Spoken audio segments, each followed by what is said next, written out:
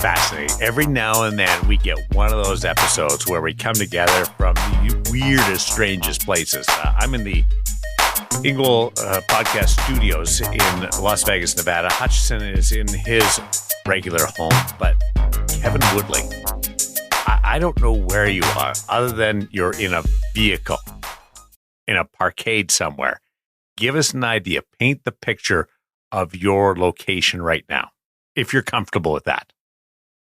I was intending to come to you guys live from the rink for Game 2 of the second round between the Vancouver Canucks and the Edmonton Oilers today. However, my previous duties allowed me to get out of the rink a little earlier than expected, and it is Mother's Day on Sunday. So, I am in the parking lot at Metrotown because I really need to pick something up for my wife, specific, that's here. And because this podcast comes out before Mother's Day, I'm not going to say what it is, but that is why I am in my car. I used the 20 plus minutes I had between getting out of the rink and scheduled to see you guys to start that journey towards Metrotown. I'm in a parking lot between Rogers Arena and Metrotown to do some shopping. So you think she is listening to the podcast every week and you don't want to give away the present? I got news for you. 100%, my friend. Like, my family is dedicated to my craft. Yeah? Where do you think we get all the listeners from? Like I do with my kids, I just make them play the podcast. I said, you don't have to listen, girl, but you got to play it. And on repeat. On repeat. Wow.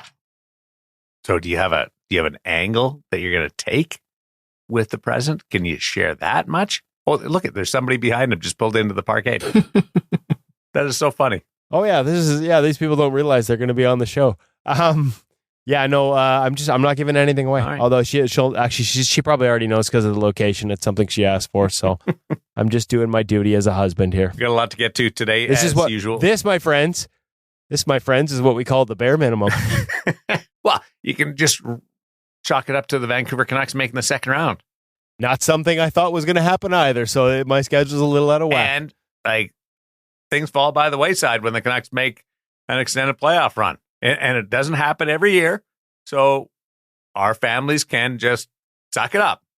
Listen, doesn't happen every decade recently. We've got Maria Mountain standing by to join David Hutchison in the gear segment. And in the NHL Sense Arena feature interview is Calvin Pickard. NHL Sense Arena. I used it the other night before Men's League. I just thought, I'm going to just watch pucks come at me.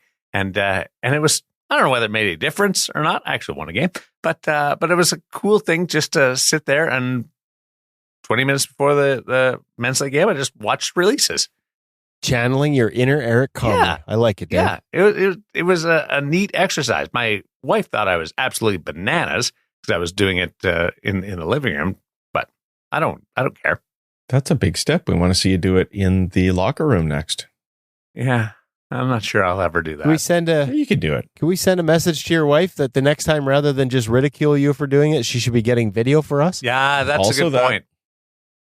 That may have happened. I don't know either whether that did not take place. But NHL Sense Arena, just watching the videos, the opens is kind of gets you excited about everything that happens for players or goaltenders. Yeah, for sure. Hey, it's a beautiful day outside, as we can see behind Woody, sun shining, shorts and t-shirt weather, guys. And I remember weather like this at a local rink with a local coach and a professional goaltender going through a training session several years ago. The drills were really good. There was a great training and coaching happening, but you know what stood out for me was that they were competitive. With a pro goaltender, he was going through these drills and giving points for goals to the shooters, saves to the goalie, and they had something on the line. I can't even remember what it was, but it was something along the lines of push-ups or squats or just something fun. And these guys got into the drills, and it made me think of how important, no matter how serious we are, that being competitive makes things better for everybody. And even if you're not into push-ups and squats for your drills, I think with really competitive athletes, all you have to do is say that there's a win on the line and they're going to dig really deep. Yeah, I agree with that. Right? So great drills and a focus on important skills is really good, but if you layer that competitive side on it, it takes it to the next level. And all that to say, boys, That's what NHL Sense Arena has done. We always known that it's a serious training tool used in the NHL, American League, junior, college, all the top leagues, and even recreational leagues like where Darren Millard plays. But you can also compete, and that makes serious training serious fun. From day one, they've had leaderboards where you can get in there and see how you stack up against other goalies at your level, and that's awesome. I've seen pro names beside mine, or I guess I should say slightly above mine on those leaderboards. And I've redone a drill a whole bunch of times to try and climb those ranks and see how high I can get. More recently, though, guys, in NHL Sense Arena, they have included multiplayer competitions where you can go head-to-head with friends. And now they've got a Stanley Cup competition where you can compete virtually to hoist the Stanley Cup. There's new competitions throughout the year, a new way to layer that competitiveness on top of what we've always said is some of the best training you can do off ice. So head over to the MetaQuest store today, grab Sense Arena for the same training that the pros use. And like I said, guys, it's NHL Sense Arena, serious training, serious fun. Well, competing is the name of the game. Do you guys, when you played, did you compete against the guy at the other end, or did you compete against the shooters? I always got sucked into competing against the guy at the other end, which made no sense. But if he was playing great, it kind of got me inspired. If he was bad, like I got to make these saves to really make him pay. Did you guys do that? Sounds like a question Woody may have asked in the feature interview this week. Yes, that is one of the questions that we get into with Calvin Pickard. But I'm going to be honest with you, Darren. My biggest challenge is usually competing with myself when I'm on the ice. Well, I think about that when what's happened in the Carolina series with Igor Shesterkin at the other end, just owning it, or Jeremy Swayman certainly in the first round, and he's been such a great story during the course of these Stanley Cup playoffs. What's happening there, and I'll put Arturs Shilovs in the same mix for goaltending stories of this postseason. Those are my top three. It's a good goaltending story here with Shilov so far. Game 1 against Edmonton, the wheels got a little wobbly. He's never seen anything like the Oilers or Connor McDavid in his career. That's a tough place to get introduced to it, is in the Stanley Cup playoffs, first game of the second round. Really interested to see what happens tonight in game 2 in terms of how he manages that. Was really interesting to watch him and Ian Clark go to work this morning on a game day on resetting his alignment on post play, because he got a little steep in game 1 and they backdoored him a bunch. And there you are, in the middle of the playoffs being like, hey, we can't abandon our staples. Our entries and exits in the reverse are at this alignment, at this angle, and that gives us a chance on these plays. So, I don't know that I'd recommend, if it was a change and something entirely new, going to goalie school at morning skate. I had a game 2 against the best player in the world and the best power play in the history of hockey. But because it was something he'd done before, just that refresh and that reset of making sure he got back to it. Like, there's a lot of fascinating nuances, but you're right, Darren. Certainly a shutout. First Canucks rookie to have a shutout in the playoffs in game 6 to get them past Nashville. That's a hell of a story. And I'm with you. The 2 leaderboards right now, to me, in terms of goalies with a shot at the Conn Smythe early, Shesterkin for sure, although I think Carolina pads some stats with their shot totals. And obviously Jeremy Swayman, if he can keep up the way he played in game 1. I love Swayman the way he uses the paddle down. And I know we've kind of touched on this offline, but there's an interesting save selection there that's not a traditional paddle down. It's not, and it's what got me to hop into the group chat and say, somebody screen cap this one and let's get Woody to use it for a pro reads in the future. I'd love to hear his reasoning on some of those, but you can certainly imagine, as we've talked about before, the whole concept of throwing a different look at shooters is so important in the game today.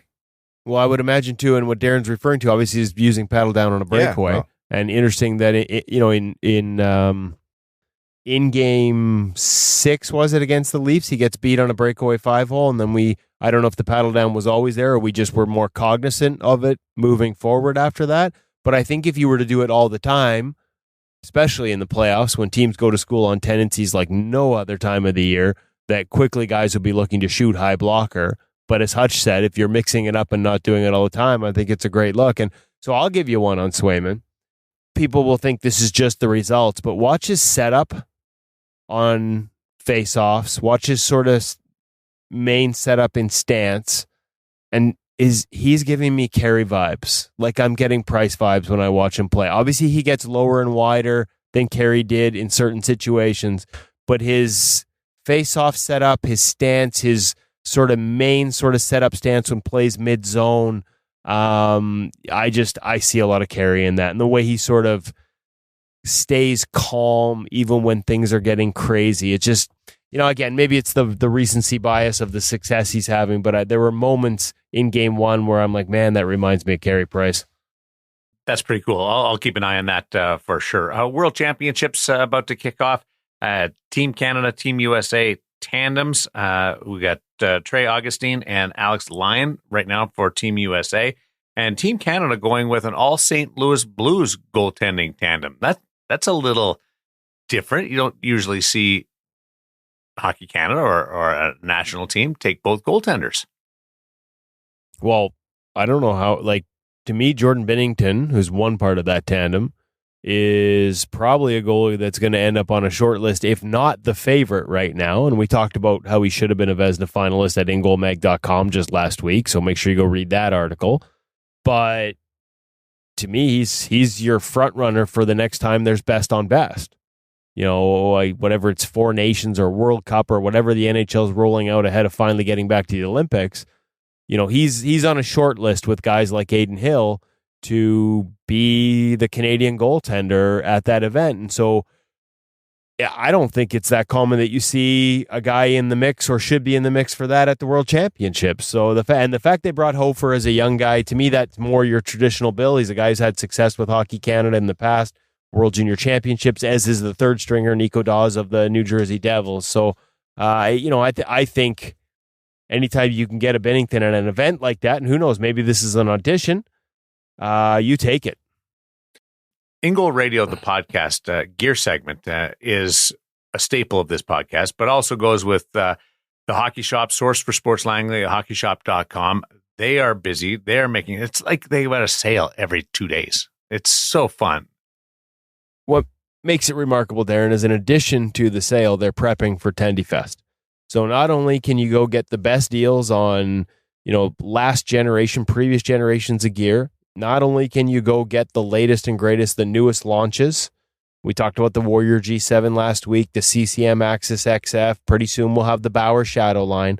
Not only is all of that available in tons of inventory at the Hockey Shop and the hockeyshop.com, but while he's breaking out all the new gear, while he's putting the markdowns on the previous generations, Cam is also planning an epic day on June 15th at 1 o'clock at the Fleetwood Ice Center in Surrey, not far away from the Hockey Shop. It is going to be a great day of goaltending, your opportunity to try all of that gear, to try different skate sharpenings. They'll have a profile station where you can snap in blades with different profiles and different custom radiuses to see which one works best for you. You name it, Cam's thought of it, and it'll be a part of arguably the greatest demo day in Western Canada, the Hockey Shop Tendy Fest number 6, June 15th. Mark your calendar, 1 p.m. at Fleetwood Arena. Make sure you check all the social media for the Hockey Shop and thehockeyshop.com for all the latest details. Okay, so what do you and Cam get into today? We talk about knee protection, and there's some new options from CCM. One that we hadn't seen before, but two that we've been testing, including one that is by far, in my mind, and from my observations, the most popular in the national or most commonly used in the National Hockey League. But there's a new take on it, a new twist, a new generation of it that I've been wearing for the past season and really love. And then a second new product that I think a lot of goalies it's going to be an alternative to those who want pro level protection, but not quite the pro level bulk. We'll get into that now. Let's let Cam explain.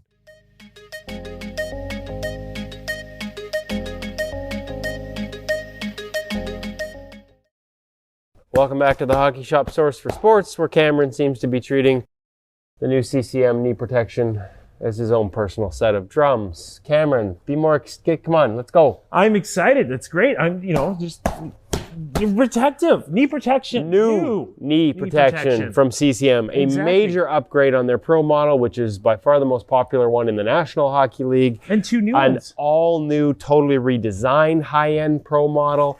And then I'll be honest, these two, we've been on top of. We've been some of the earliest testers of these lines. That F5 is new, so let's start there, Cam. What have you got there? So, CCM F5 knee pad. New design this year, but actually something that's a little bit from This the one's out of past. the archives. We're going old school. One Marc-Andre Fleury. Similar knee pad to what he's been wearing for years and years and years and years. Speaking of old school. Exactly. CCM come out a little bit lighter weight. This replaces like their KP 1.5 knee pad, especially the senior model. This actually still is, you've got that nice hard cap, nice soft landing in terms of for your impact. So if you're looking for something a little bit more lower profile, but still providing, a decent level of protection. It's not by far, the most protective knee pad that we carry by any means. It's not what we would consider a pro size knee pad, but there's protection there. But again, if you're looking for something a little bit more tapered around the knee, a little bit more contoured, hey, you got an option. Okay, that's the one you know about. Let's go to the ones I know about. Well, we start with the Pro, because I think a lot of people know about that one. Sure. Big changes in this one this year. Like, obviously, the first thing people are going to notice, there are no more screws on the side. No. The screws are gone. Legendary hinge is gone. So the screws are gone, but it still hinges very nicely without them. I will say I never had a problem with the screws. As long as you remember to tighten them somewhat regularly, they weren't an issue. But some people did. Yeah. This new one, in addition to not having any screws, we've got now D3O on the front of the kneecap for extra absorption. They've improved the liner. It's way softer, got way more sort of padding in there. Supple feel. And I actually think and I've had a few guys say this, like it's a little thicker, so they think when they're on their knees, maybe there's an extra couple of millimeters of height. Ooh, We think that. I just love the way it wraps around the knee, and your knee sort of sits in that knee zone. Yep. And it just seems to, I don't know, it's basically their old Pro level, which, like I said, has been used at always been a big fan of those CCM Pro knee pads, so you can tell he's gushing a little bit. A little bit. I have been a fan, admittedly, in part because it's the one I see the most in the National Hockey League. It gives you a full-size protection, beef, but now with even more comfort and no more This screws. has to be one of the cool features that I've noticed that CCM has added. So, new garter belt system for this year, obviously as sold separately. However, what comes stock on the knee pad is if you don't use that garter belt, you want to keep it on. There's a couple different ways to wear the garter belt too as well, but you can still run your actual top strap over top of that padding. Take it off, Velcro's still there. Now integration, you could even put this on, like say you have a pair of regular jock shorts that have that sock integration too as well. You can now put that in there. There is a CCM specific garter belt, but hey, now you have multiple different options.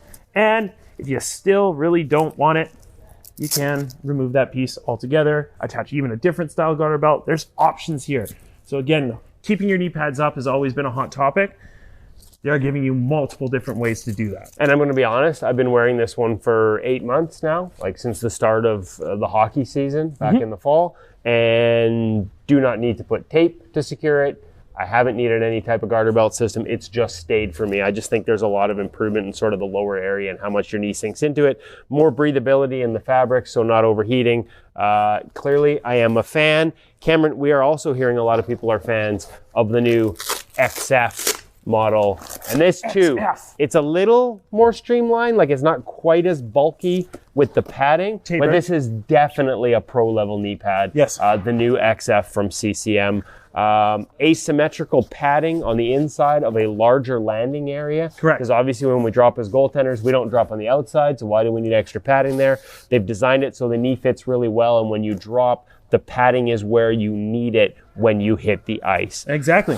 Biomechanics, ergonomics, all worked into the three-piece system. The way it tapers, it's a little, like I said, less bulky, a little more sort of streamlined, and it also comes with that same system that Cam was just talking about that you can either keep, remove, or just tuck back in when you do up your strapping.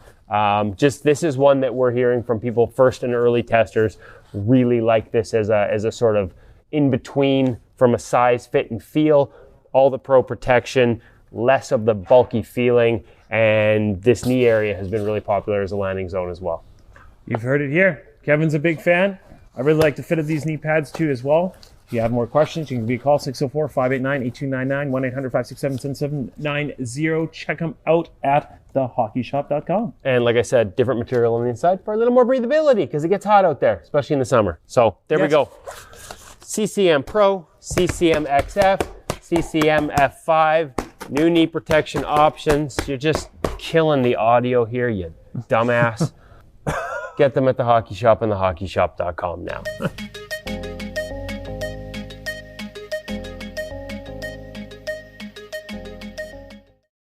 Just listening to the wheels turning is amazing as you guys wrap those gear segments up. There's a certain amount of chaos every time as you finish up with Cam. Well, I mean, I think if you mean the wheels turning, those are the hamsters running around in Cam's head most of the time. Yeah. That's fair. They're small hamsters. They don't have a lot of horsepower, but they get them through the day. To be fair, we've usually pushed the two guys through 4, maybe more segments, a few YouTube shorts, make them sit for some photos. So by the end, they're getting a little bit squirrely. And this was the last segment we filmed that day. Oh, it was. Mm-hmm. I like the. We're sick of each other. I like the idea that there's different sizes, like from a bulk standpoint, not just small, medium, large, but options for the knee pad now. Yeah, certainly that new XF is a slimmer profile, but I think it's important because I was guilty of this a little bit too, of sort of thinking of it as lesser protection, and it really isn't. It's just a different sort of style. And, you know, I think frankly, the first one that CCM's had a chance to really go to school on from the ground level and reinvent the wheel. Like, we're going to build this from scratch. We're going to look at biomechanics, ergonomics, things like that, and make sure we come up with something that goalies love. And the feedback early has been exceptional on it as well. I'm a traditionalist. I do like that pro knee pad. I've gotten used to it. I love the upgrades in it with the D3O and the softer knee landing area. I think the thickness of the knee, you know, if I land and there's like that cushion is like a full inch, that means my shoulders are an inch higher relative to the ice as well when I'm on my knees in the butterfly. So I kind of like that one as a shorter goalie. But, you know, I think there's a lot of people that are going to love that Axis XF, the new model. Parent segment. Hutch, you've got a good one this week, chatting with Maria Mountain, the parent segment brought to us by Stop It Goaltending You, the app. Absolutely. Anytime there's a transition in seasons, Darren, you know, we go from regular season to spring hockey, we go into training camp. Anytime things change up and we as parents get a chance to reassess, maybe look back, was our kid happy at the end of the season? Are they looking forward to something new for the next season? How can we set them up to be happy? We all start getting that old fear of missing out, and we look around, we see what the other parents are doing, what the other goalies are doing, and we wonder to ourselves, what do we need to be adding to the program for our kids so that they can have their best season ever? And inevitably, part of that becomes off-season training and what you're doing off the ice, whether it's hitting the gym or whatever it might be. And so I see lots of people asking what their kids should be doing in the off-season. It turned out, I got a text message from Maria. She was going to be on Vancouver Island, 20 minutes from my house, visiting family, and we were going to get together and have a coffee anyway. So, of course, I took advantage and threw a microphone in front of her and said, can you just answer one quick question for all the parents out there? So we got Maria's feedback on it. It really did talk about ages and different things you should be doing depending on the age of your kid. She stresses not worrying too much about what the kid feels they need to do with that old fear of missing out. But I think the advice goes for parents as well. Listen to some experts like Maria, like some of the other people we've had over at InGoalMag.com, and do what you can to do the best for your son or daughter. We'll get to the interview right after we bring everybody up to date with Stop It Goaltending You, the app. I was going to say, it's kind of fortuitous that Maria was in town because she's done a lot of work with Stop It Goaltending, and Brian DeCord and his team over the years been a big part when they have seminars and gatherings of goaltenders, as she is for any gathering of goaltenders all over the world. Maria's so often a featured guest when it comes to goalie training, and that is just one part of what they offer you at Stop It Goaltending You, the app, the world's most comprehensive app for goalies, goalie parents, and goalie coaches. And of course, we have an offer from Stop It Goaltending You and InGoal Magazine. Right now, when you download and purchase a subscription to Stop It Goaltending You, the app, you get InGoal magazine for free. That's right, free. No greater combination than Stop It Goaltending You, the app, and InGoal magazine. Your chance to put two of the greatest resources for goaltenders of every age and skill level, goalie parents, and goalie coaches at your fingertips. Between those two, you've got ways to get better on a daily basis. Make sure you check it out. Check out the Stop It Goaltending You app, either at their landing page at stopitgoaltending.com or on the App Store or on Google Play. I have a rule. Free is better than cheap. Just something good that rule. I stand by. Now, cheap's good. Cheap's really good. But if you can get it free, that's really good. Whenever you throw that word out there. So what should your child be doing in the summer? Let's bring in Maria Mountain with David Hutchison on InGoal Radio, the podcast.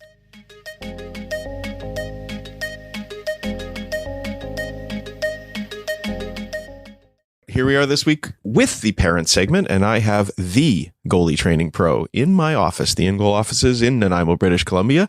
Maria Mountain, welcome. Thanks, Hutch. Great to have you here as always. We wanted to address the question that so many parents have, or at least the topic so many parents bring up this time of year. What should I be doing for my son or daughter off the ice? It comes in various forms. I think everybody assumes that they need to be really grinding away in the gym if they want to be the best goalie they can. But not every kid is the same. Not every kid is the same age. Can you give us some generalities of what people should be looking at this time of year? Yeah, for sure. I think if we kind of split it by age group a little bit. So, I think those younger goalies that are under 14 years of age, they're really wired for skill development. So sometimes parents want to get them, quote unquote, training like the pros and working hard in the gym at that age, but they're not wired to be building strength and mass and those kinds of things. So let's take this time to work on their skill development because their nervous system is still plastic. They can still take up these motor patterns, and then they'll have those through their whole career. So playing multiple sports, doing something different in the summer. If you want to work on something that's going to really help in the crease, then that's working on motor skills, puck handling, catching, power skating, really getting comfortable on their edges, because those will it's like riding a bicycle. We never forget how to ride a bicycle because we learn when we're little kids. So for those kids, I think that's what they should be working on. I don't think those little kids need to be trying to get bigger and stronger. What do you say to the parent who says, but my Johnny's teammates are all in the gym lifting right now? Like, he can't miss out on that. Well, and I think are you doing it for a social reason, or are you doing it for what's best for the kid? And, I'll tell people when they say things like that, I wanted to eat Captain Crunch cereal every day for breakfast when I was a kid, but my mom wouldn't let me because she knew it wasn't what was best for me. So I think sometimes from the coach that has no kids, but I think it's like you're the parent, and I think and I'm sure I'm not saying there aren't some good programs that are really designed for young kids and the coaches love it and they're doing the right things, but I think it very easily gets to be focused on, let's make you big and strong, and that's not what kids should be focusing on. Okay, I'm sure that's a topic we could drill deep into, and if any parents want to talk more about that, by all means, let us know and we'll get into it. For those that are over 14 or 14 and up, what are you thinking? 14 and up, I look at it like building the skill and the habit of excellence in the gym. So I think a young goalie, 14 years old, they should be doing some extra training in the off season. And it doesn't have to be, what you might think of as super goalie specific, but they should be learning how to squat and deadlift and frontal plane squat and press and pull, and with good technique. So I think too, if you are in a position where you can get that kid in a gym with a good strength coach, not someone who's just trying to turn them into a meathead, but a good strength coach who sees, where this is going to go, that's a great time to do it, so that they're learning these skills: squatting, pressing, pulling, lunging. Now, this wasn't intended to be the question for the day, but of course, I've got my parent hat on. As soon as I hear you say that, the first thing that comes to mind is, how the heck do I know if it is a good coach? How do I find a good strength coach? That's a really That's a good tough question. question, That's yeah. a tough question to answer. But I think it's, someone who works in pretty small groups. There aren't 15 kids in there all at once hammering away. Someone who's been doing it for a long time. There are a lot of strength coaches that pop up and then have to leave the industry because it's a pretty hard grind. And you have to be pretty good to have a long career at it. Sounds like goalie coaching. It is like goalie coaching, yeah. So I think somebody who has a reputation for helping develop young athletes. And, I always prided myself on our kids not tearing their ACLs and injuring their groins and things like that because we took the time. We weren't just about hammering and trying to make them tired and exhausted. And some days parents would come and say, oh, was that a hard workout, to their kid? And the kid would say, well, no, not really, because we're working on the foundations and the fundamentals that are going to help them stay healthy and form the foundation for their development. So I guess parents have to just do the research and talk to other people too. Yeah, talk to other people, and at any gym they should be able to get a tryout session. So we always, before someone joined Revolution, they had to do a tryout session, and that was as much for us, the coaches, as it was for the athlete and the parent, just to make sure it really was the right fit. So anything else about that age group of these kids who are heading towards junior college? I don't mean those players, but you've got a 15, 16, 17-year-old. Yeah, as they get a little bit older. So I think the first off season is really just developing that vocabulary of movement, that habit of doing the extra work. And then as they get a bit older, 16, 17, 18, that's a huge window for improvement and development. So it is about making them bigger, faster, stronger, but in a way that's going to help them perform on the ice. And this always gets slippery slope because, people think when you talk about goalie specific training that now it means like doing a butterfly with weights or, like people take to make it something crazy. It's not, but it means I'm not going to invest my training time with this goalie trying to make them a power lifter. So they need to be strong enough, but they don't have to be back squatting 400 pounds. So we get them, they will front. I don't back squat any athletes, haven't for years and years, but we'll front squat them so that they can front squat. They'll learn how to do Olympic lifts because they might go to college. Yeah. And then be like, okay, we're going to test your clean. And then they say, well, like my strength coach never taught me. So we teach them really for that reason. There are better ways we can, get them explosive, and they know how to front squat and deadlift and everything. But then once they get to that, okay, this is strong enough. This is good. Then we find a different way to challenge that. So maybe even single leg squat, frontal plane squats, things that are going to translate a little better onto the ice because they require stabilization. And so that's kind of where we go with those guys. It's probably, the highest volume training that they're ever going to do from when they're, 16 to 23. Awesome. We could do a 2-hour podcast on this. We're not going to today because I know you have a plane to catch. But thank you for taking some time, Maria. If anybody would like to know more, where are they going to find you? Probably the easiest place to find me is on Instagram. I'm just at goalie training, or if you're a website type of person, goalietrainingpro.com. Perfect. There are thousands of pieces of content from Maria out there if you would like to learn. So go check it out. Thank you, Maria. Cheers.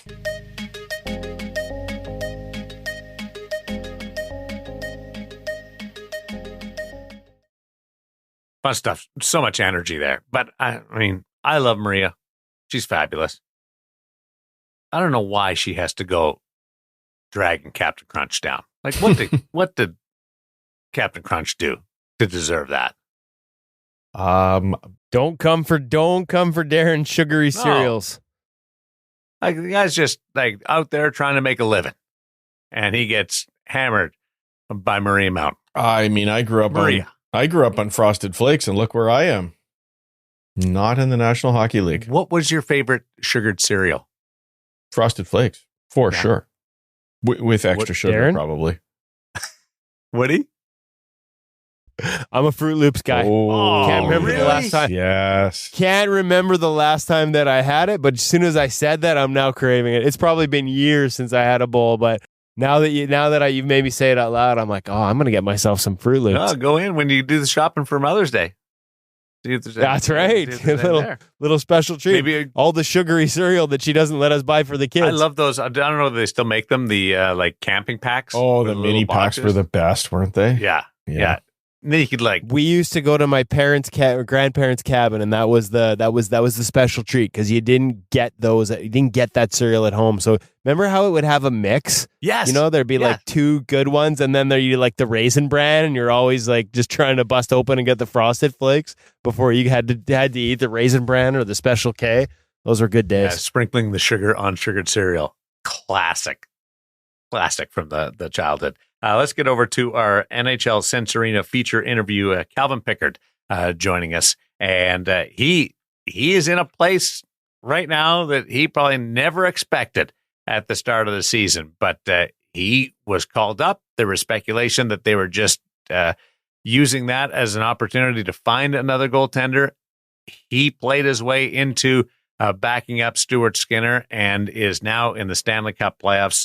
Looking forward to hearing what you and Calvin have to say, Woody. Brought to you by NHL Sense Arena. Yeah, no, it was good to catch up with him. It had been a little while. I think you're right. I think anytime you've got Stuart Skinner and Jack Campbell ahead of you the depth chart, you go into the season thinking it's probably going to take an injury for you to end up in the National, but full value to him for making the most of the opportunity. His adjusted numbers are all on the right side of the ledger by a good margin.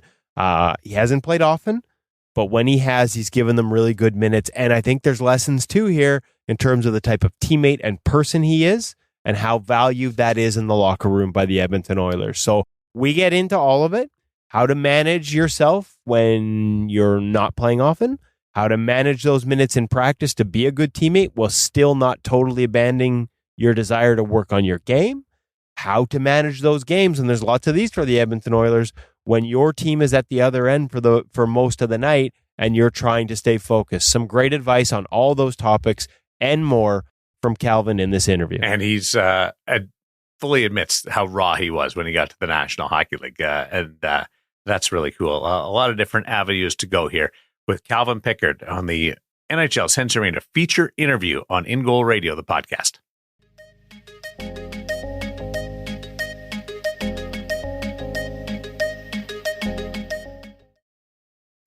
I guess, first of all, it's been a while since we've caught up. Yeah. This opportunity, this experience, how you've embraced it, the mindset when you first get that call and this opportunity to be prepared for it. What goes into that? Yeah. Obviously, when you're playing the American League at my age, you're always kind of waiting and trying to stay at the top of your game to get that next opportunity. And I got it early November. Obviously, it wasn't the best start to the year for the team. And, it was a great opportunity for me to come in and kind of, show what I can do and help the team. And I didn't play a lot for the first couple months, so I had to stay sharp. And, it's obviously credit to our team. I've never really played on a great team like this. And it's night and day from, other teams I've played on.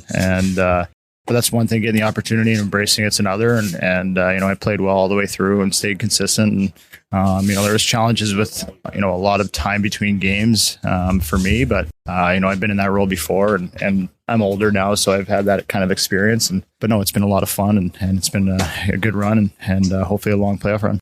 So for other young goalies maybe listening, a couple of pieces of advice there. One, let's start with the challenge of not playing as often as maybe you're used to at other levels or at other points in your career. Long gaps between starts. What are some of the keys you've found to sort of help manage those and still be able to perform at the level you have this year? Yeah, practice is huge, obviously. The resources for us, our goalie coach is fantastic here, always putting a lot of time in for me and working on different aspects of our game.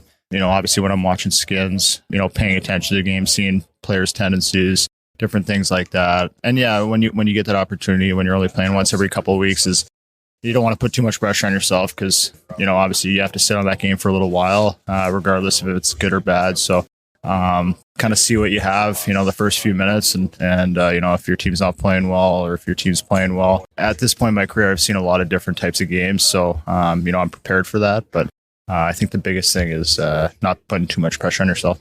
Okay, practice, sort of managing those practice and the gaps.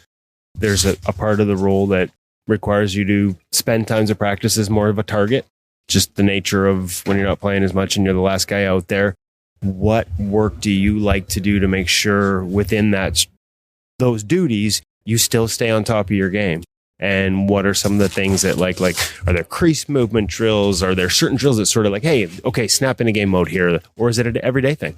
Yeah, it's an everyday thing for sure. Obviously, I get a lot of volume in practice, morning skates, optional morning skates. Guys want to get their touches. So you're getting a lot of shots from in close, and you kind of go through that. And, they kind of track the numbers. Usually I'm going down 200, 250 times a practice. So obviously a lot of volume, but yeah, no, it's good to have that type of volume. And then afterwards, get that technique work before and after practice, and working on post work or beating passes, east-west stuff. There's so many different things. And even in the drills where they're not built for you, there's always things you can be working on. You can pick a thing, you obviously want to be patient, not be guessing when they're coming in close and things like that. So there's always something to take away. Is that something you've had to learn throughout your career too? Like, I've talked to guys over the years, and there was a stage there where it's like, oh man, like guys right up to the NHL used to complain regularly about the fact that so many of the drills just could actually almost be detrimental to a goalie, all the open looks and things like that. But then I think that mindset shifted. Guys are like, okay, now how do I find something in that for me? Can you give me an example of a drill that maybe earlier in your career you'd be like, oh man, this sucks, versus now I can work on this? I mean, honestly, any shooting drill for the most part right now, a lot of guys want to get in close, and then you don't see guys getting in that close in games. But, a big thing that can frustrate you is guys blowing shots by you. But at this point in my career, all I really care about is the process and not guessing on shots in shooting drills, and being patient and falling the puck right off the stick. And after so many repetitions, like I'm pretty good at it, obviously, but anticipating or guessing is death in our business. And it's something that was ingrained in me at a young age. This group, those shots, like some of the best in the world. What makes that challenge unique? When it's McDavid or Draisaitl or Nugent Hopkins, or the list goes on here. It's definitely a challenge for sure. Yeah, we've had a lot of low 20 shot, high teens games that I've had, especially. I've played a few teams along the way that are obviously inferior opponents, and you can kind of look at it as a trap game, but no, it is tough to stay in it sometimes. Even if you get 15 to 20 shots, obviously shots on goal are a little bit of a different aspect now compared to what they were at the start of my career. A lot of teams are turning up and making a lot of different east-west plays rather than just coming down the wing and shooting it. So I think shots are pretty misleading. It's less quantity, more quality now, eh? For sure. You saw last night, obviously. I think there's... Yeah, they really do. Yeah, for sure. And a lot of teams do too. So you don't see the volume shooting teams. I think like LA's one, and Carolina might be another. But yeah, no, it's tougher to stay into it. But you're still getting that zone time. You're still getting those pushes, even though you might not be getting many shots for a while. Okay, so we've had guys, over the years, sort of share different tactics and techniques mentally that they will use to stay involved in a game where they're not that busy. We had a goalie recently tell us when the play's in the other net for prolonged periods, they start doing play-by-play. Anything that you can share, advice or things you've sort of used tools over the years that a young kid that, maybe it's in the other end for 5 minutes can help them stay focused? Yeah. It's tough to say, obviously. You can't be worrying too much about the next shot. You don't want to be too passive when you get that next shot. You got to be excited for it. I've kind of relied on experience. Maybe a younger me would be kind of, going after it, maybe chasing that next shot a little bit too much rather than letting it come to me. Easiest thing to say, hardest thing to do, let it come. Yeah, exactly. It is tough sometimes, but it's been a really good practice for me this year where I've had that almost every game where I'll have like 6, 7, 8 minutes without a shot. So, at this point in my career, I'm kind of relying on experience. I obviously get down, I stretch, I move around the crease when there's whistles or, the plays at the other end, but in terms of advice, yeah, just not chasing it, I'd say, the next shot. The other part of that is that sometimes especially if you're peppering a team, right? Like it can be I think sometimes we can go to, oh man, like that guy's standing on his head down there. I better make the next one. Do you have to like sort of like staying present again? Another thing that I think is easy to do mentally, but sort of, or easy to say and hard to do. Yeah, I mean, I saw that this year for sure. I had a game in Ottawa this year where I think we lost 4-3. I had 15 shots. Corpus Hall was great, and but we were in their zone the whole game. And then they come back and get a grade A chance or a power play or something and score. And it is very, you feel like you're letting your team down to a certain degree. But that game was a good lesson for me moving forward. And that's another thing within the game. Like obviously, when I'm not playing very often, I brought up putting too much pressure on yourself. But things happen. Games like that happen, and just like that in the game, you don't want to put too much pressure on yourself and make the next save. You talked about Schwartzy, and obviously, in the American League too, with Sly. What kind of things have you like? How's your game evolved? Like the position's constantly evolving. A gap between times up here. How are you different as a goalie compared to the last time you're up? Yeah, dating all the way back to junior, I was a complete natural. I never T-pushed. I just backwards skated everywhere. And I kicked my legs out. And I still have a little bit of that in me. I have that compete in that battle. But over the years, obviously, I ran into Frankie Allaire in Colorado. And he obviously ingrained a few things in me. I had to dial my game down a bit. And then over the years, everything with being around the net, your edges have to be so good on the post and your reverse. And I never wanted to be in it too much because my strength was playing from my feet, and sometimes people can get into that move a little bit too much. But you need it. You need that tool in your toolbox, and I think that's a big strength of mine now. Obviously the last couple of years it's been getting way better, but obviously you don't want to be overusing that kind of move. But yeah, I think my biggest is my competing battle, all the way dating back to when I was like a pee-wee goalie, and that's kind of what driven me all the way back. You talk about the reverse, and I think, like you said, like some goalies will sit in it. We focus a lot on the coverage of a reverse, but is in a game where there is so much movement, is it the ability to get in and out, the entries and the exits might be more important than the coverage itself when you are in it at times? Yeah, for sure. There's so much that goes into it now. And it is kind of crazy how technical it can be. Yeah, it's very technical. And what works for me might not work for Skins, obviously. So, he's in it a little bit more than I am because he's just such a big body in that reverse, and he's very good at getting out of that reverse into like higher when they pass it up a little bit higher. But obviously you need it. Low drives, backdoor plays, power play. You need to be comfortable on that post and being able to work out of that post. But the entries and the exits are huge, and that's one thing that's really taken a big step for me is definitely the entries, hitting your post, and you kind of using that base to move to your next move.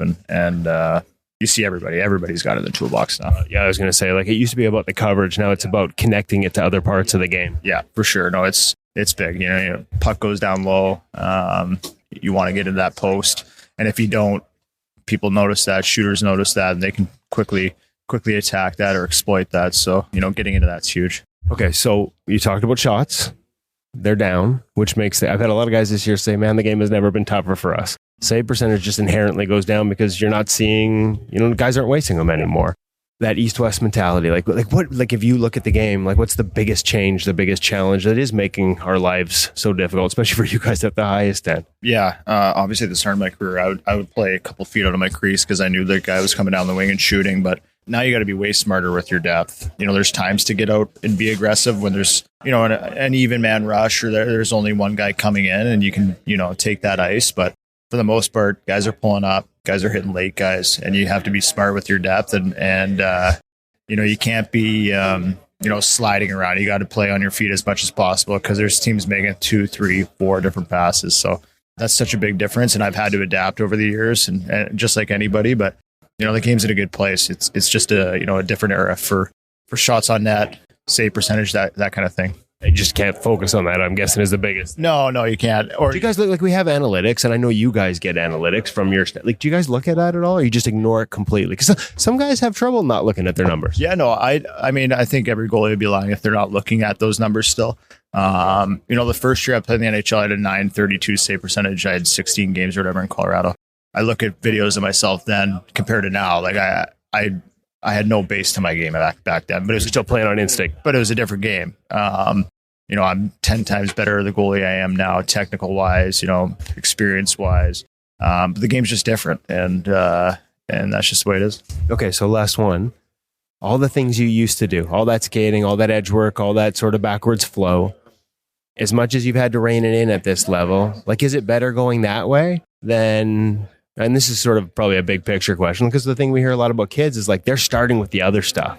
They're starting with the technique and maybe sometimes don't develop some of that other instinctual element. Like, would you rather have come from it this way than maybe at a younger age been drilled on all this stuff? It's unbelievable the way I went about it. I owe everything to my goalie coach in junior, Paul Fricker. He could have, looked at me and be like, oh my goodness, you got to change this, and it would have been warranted at the time. But he knew I was a natural, and he knew that I would evolve to that kind of certain standard at some point. But I kind of went through junior and just kind of did my thing and battled and competed. And then I got to pro, and obviously those guys got their hands on me and I needed it at the time. But, to go that way where you want to work on things like following the puck and different things like that at a younger age and get those fundamentals in, rather than hammering a reverse when you're 12 years old and worrying about all that stuff. And then you become like a store-bought goalie type thing. You're a bit robotic, but yeah, that's a big thing. I don't love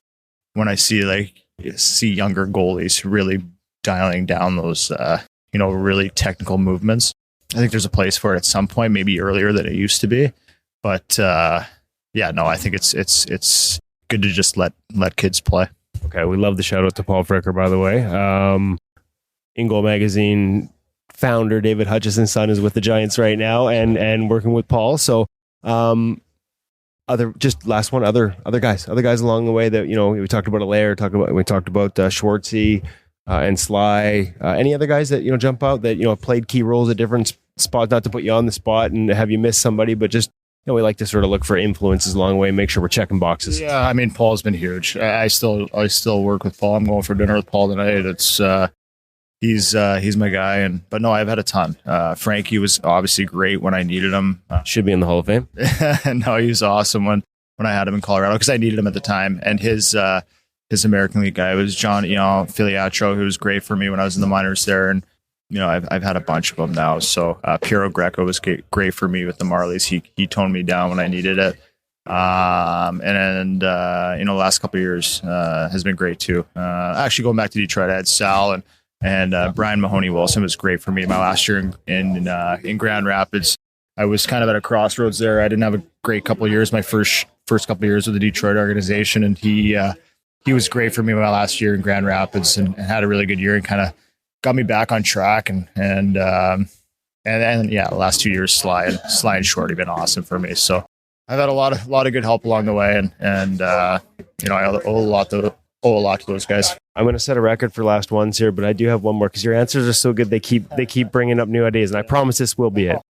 When you work with so many different voices, this is a challenge for young kids sometimes. Go to a different, like moving up the ranks, whether it's into junior or even like from team to team. Different coaches want them to do different things. How you've managed that approach as you've gone in your career, and advice you'd have for others that, because sometimes it's totally different. Yeah, it's a good question. Actually, I get that question a lot because I've had so many at this point.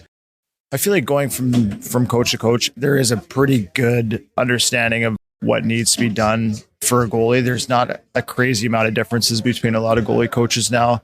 Some people have their different nuances or whatever, spins on things. But, the last few years have been fine for me because I've been, I'm kind of further along. I'm 10, 12 years in now. So they don't leave me alone, but I'm very receptive with different things. And I kind of see the game for what it is. But at the start of my career, I think I got great timing because I think it was like my third or maybe second or third year where I ran into Frankie and Johnny, and I needed it. I was very open to needing it. I didn't have much structure to my game, and I just I listened to them. I trusted their system, and I was way better off for it.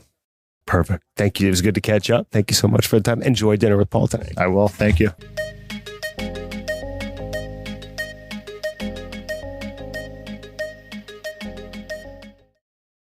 What I love about his year and his journey is he's got to spend this entire season in the National Hockey League, which has its perks, and also practice and play with some of the great offensive players in the National Hockey League. As a goaltender at the end of his career, like I think that's a pretty cool experience.